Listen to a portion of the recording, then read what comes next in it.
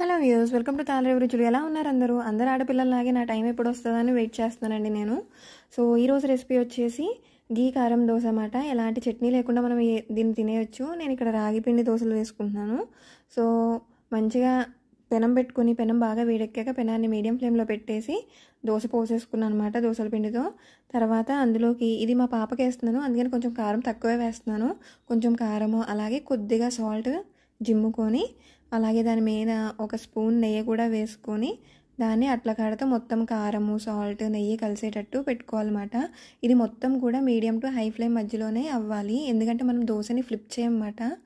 So ఇలాగా మనకి మంచిగా దోశ కాలింది అనిపించినప్పుడు ఫోల్డ్ చేసుకొని రెండు వైపులా 1 నిమిషం పాటు అటు ఇటు ఫ్లిప్ చేసుకుంటే సరిపోతుంది. ఎంతో టేస్టీగా ఉండే గీ కారం దోశ అయితే రెడీ అయిపోయిందండి. ఇది పిల్లల నుంచి పెద్దోళ్ళ వరకు ఎలాంటి చట్నీ లేకుండా తినేయచ్చు. రెసిపీ నచ్చితే లైక్ చేసి సబ్స్క్రైబ్ చేసి ఎంకరేజ్ చేయండి ఫ్రెండ్స్.